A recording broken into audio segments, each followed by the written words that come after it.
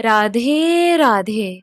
मेरा नाम है निकिता शर्मा और आप सभी का स्वागत है श्रीमद् भागवत गीता की इस श्रृंखला में। हमने पिछले अध्याय के श्लोकों में समझा कि श्री कृष्ण मनुष्यों में दैवीय और आसुरी दो प्रकार की प्रकृति का वर्णन करते हैं।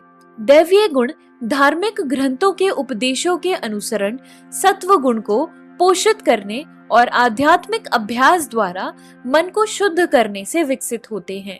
ये दैवीय संपत्ति में वृद्धि की ओर अग्रसर करते हैं और अंततः भगवत प्राप्ति के लक्ष्य तक पहुंचाते हैं।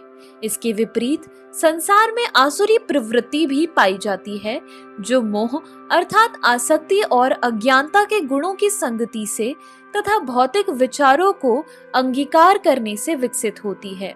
यह किसी के व्यक्तित्व में प्रतिकूल लक्षणों का पोषण करती है और अंततः आत्मा को नारकीय अस्तित्व में धकेलती है। आज बढ़ते हैं अगले श्लोकों की ओर, लेकिन उससे पहले अगर आपने अभी तक पिछले अध्याय के श्लोकों का अध्ययन नहीं किया है तो ऊपर आई बटन पर जाकर आप उसे पहले जरूर समझ लें, ताकि आपको इस अध्याय के श्लोकों का अध्ययन करने में कोई परेशानी ना हो। श्रीमद् भागवत गीता के 17वें अध्याय का नाम है श्रद्धा के विभाग। कुछ पुस्तकों में इसका नाम श्रद्धात्रय विभाग योग भी बताया गया है। पहले श्लोक में अर्जुन कहते हैं, ये शास्त्र विधि मृत सृज्य यजन्ते श्रद्धान्विताः तेषाम निष्ठा तू का कृष्ण सत्वमाहो रजस्तमः। अर्थात अर्जुन ने कहा, हे कृष्ण, जो लोग शास्त्र के नियमों का पालन न करके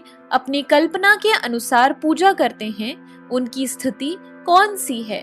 वे सतोगुणी हैं, रजोगुणी हैं या तमोगुणी हैं? चतुर्थ अध्याय के 39वें श्लोक में कहा गया है कि किसी विशेष प्रकार की पूजा में निष्ठावान व्यक्ति क्रमशः ज्ञान की अवस्था को प्राप्त होता है और शांति तथा संपन्नता की सर्वोच्च सिद्धावस्था तक पहुंचता है। 16वें अध्याय में यह निष्कर्ष निकलता है कि जो शास्त्रों के नियमों का पालन नहीं करता वह असुर है और जो निष्ठा पूर्वक इन नियमों का पालन करता है वह देव है। अब यदि कोई ऐसा निष्ठावान व्यक्ति हो जो ऐसे कतिपय नियमों का पालन करता हो जिनका शास्त्रों में उल्लेख न हो, तो उसकी स्थिति क्या होगी? अर्जुन के इस संदेह का स्पष्टीकरण कृष्ण द्वारा होता है। क्या वे लोग जो किसी व्यक्ति को चुनकर उस पर किसी भगवान के रूप में श्रद्धा दिखाते हैं, सतो, रजो या तमोगुण में पूजा करते हैं, क्या ऐसे व्यक्तियों को जीवन की सिद्धावस्था प्राप्त हो पाती है? क्या वे वास्तविक ज्ञान प्राप्त करके उच्चतम सिद्ध अवस्था को प्राप्त हो पाते हैं? जो लोग शास्त्रों के विधि विधानों का पालन नहीं करते किंतु जिनकी किसी पर श्रद्धा होती है और जो देवी देवताओं तथा मनुष्यों की पूजा करते हैं, क्या उन्हें सफलता प्राप्त होती है? अर्जुन इन प्रश्नों को श्री कृष्ण से पूछ रहा है। दूसरे श्लोक में श्री भगवान कहते हैं, त्रिविधा भवति श्रद्धा देहिनाम सा स्वभावजा यातव की राजसी चैव तामसी चेती ताम शृणु।